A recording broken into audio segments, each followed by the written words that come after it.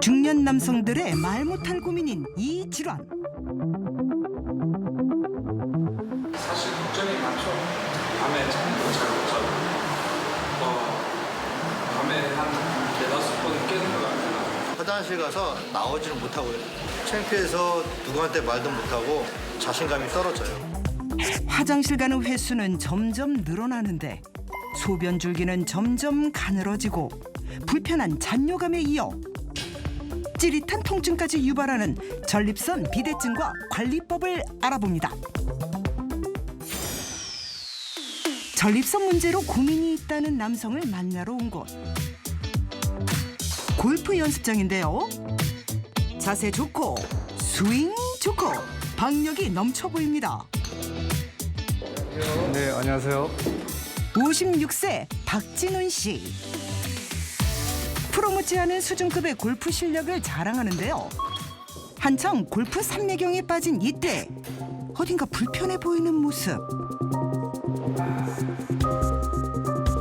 배를 부여잡고 급하게 달려간 곳은 화장실이었네요. 그런데 볼일을 본 후에도 왜인지 시원하지 않은 표정. 대체 그에게 어떤 문제가 있는 걸까요? 자세한 이야기를 들어봤습니다. 예, 지금 소변에 문제가 있는데 전립선 비대증이라는 증상이 있다고 하네요. 전립선 비대증이라고요? 전립선 비대증이 크게 대수롭게 생각하지 않았는데 주위의 친구들 얘기를 들어보니까 제가 좀 더 심각하구나 그런 거를 좀 느껴갖고 이제 화장실 가는 횟수가 늘어나 찾은 병원에서 전립선 비대증을 진단받았는데요. 업무 중에도 참을 수 없는 유의에 수시로 화장실을 간다는데요. 불편한 게 한두 가지가 아니지만 그를 가장 괴롭히는 건 바로 야간뇨. 초기에는 수면 중에 이제 한 번 정도 하다가 몇 달이 지나니까 4번, 5번까지도 화장실을 가는 그런 좀 증상이 나타났습니다. 소변이 마려워 자다 깨기를 반복. 여행을 즐기며 스킨스쿠버, 낚시, 등산 등 다양한 운동을 섭렵하며 활기찬 삶을 살아왔지만 피할 수 없었던 전립선 비대증. 전립선 비대증이 이제 중년 이후에 나타나는 그런 병으로 생각했는데 이제 벌써 이런 증상이 나타나니까 벌써 이제 나이가 들어가는구나. 누구보다 열심히 건강 관리를 해왔기에 전립선 비대증은 그에게 가장 큰 충격으로 다가왔습니다.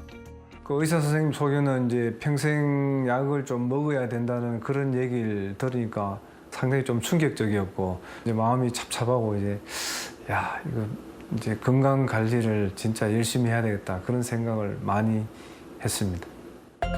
소변이 배출되는 요도를 감싸고 있는 전립선은 배뇨와 생식 기능에 중요한 역할을 하는 기관인데요. 중년 이후 남자분들이 연세를 드시고 점점점 노화가 진행이 되면서 자연스럽게 크기가 점점점 커지게 되거든요. 전립선 크기가 어느 정도 커지면서 요도나 방광을 압박을 해서 소변이 약해지는 현상, 방광을 자극해서 소변을 굉장히 자주 보거나 참기 어렵거나 이런 증상들, 밤에 자다가 중간에 일어나서 소변을 보는 이런 증상들이 생기게 됩니다. 호도할 정도의 크기인 전립선은 나이가 들어갈수록 점점 비대해져 80대에 이르면 귤이나 야구공만큼 커진다고 합니다.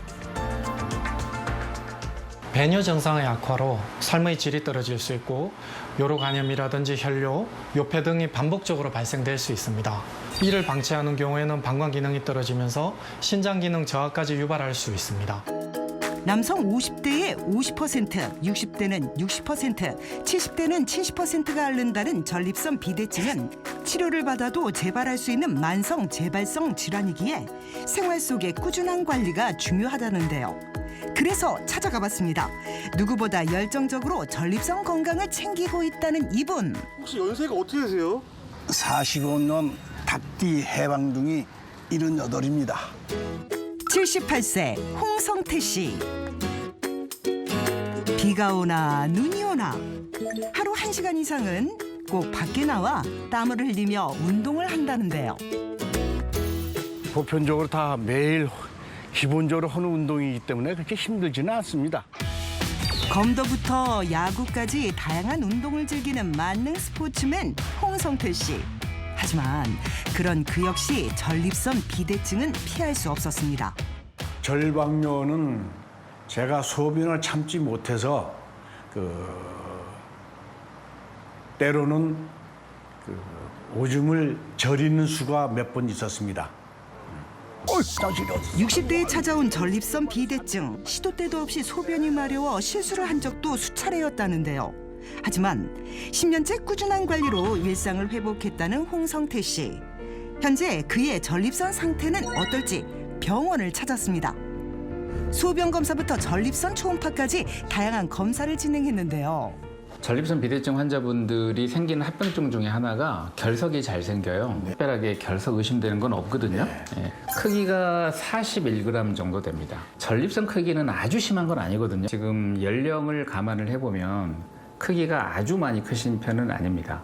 소변 보시는 거는 그런대로 배뇨는 되고 계세요. 아무튼 전립선 비대증은 연세를 드시면 드실수록 점점 나빠지는 병이고, 그래서 항상 주기적으로 확인하고 이런 게 상당히 중요합니다.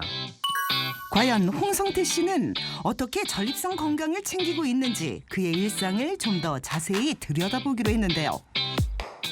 이건 찜질팩 아닌가요? 전립선에 좋다고 해서 찜질팩에다가 뜨뜻한 물을 넣고 있습니다. 하루 꼭 한 번 찜질팩에 따뜻한 물을 채워 10분간 온찜질을 한다고 합니다. 그런데 정말 온찜질이 전립선 건강에 효과가 있는 걸까요? 아이고 시원해서 좋다. 따끈따끈한 게. 회원부 온찜질은 회원부 근육을 풀어주고 혈류 개선 효과를 통해 전립선 정상을 완화시킬 수 있습니다. 따라서 하루 15분 정도 온찜질이나 반신욕, 좌욕을 해주면 전립선 건강에 도움이 됩니다. 홍성태 씨의 두 번째 전립선 건강 팁은 바로 스쿼트인데요. 전립선에 아주 좋다고 해서 매일 한 3, 40회 이렇게 정기적으로 하고 있습니다. 전립선 주변으로 혈류가 증가해 전립선 건강에 효과가 있다고 합니다. 전립선에 아주 좋은 운동이 있어요. 제가 좋은 방법을 알려 드리겠습니다. 운동법을 알려주신다더니 왜 가만히 계시는 거죠? 케겔 운동법이라고 하면서 이렇게 하는 겁니다. 괄약근을 수축하고 이완시키는 케겔 운동은 요실금을 예방하는 데도 좋다고 합니다. 그런데 최근 전립선 건강에 도움을 줄 수 있다고 식품의약품 안전처로부터 개별 인정형 원료로 인정받아 주목받고 있는 식품이 있는데요. 바로 홍삼에서 추출된 홍삼 오일입니다. 실제로 한 대학 연구팀이 홍삼 오일의 전립선 비대증 개선 효과를 확인.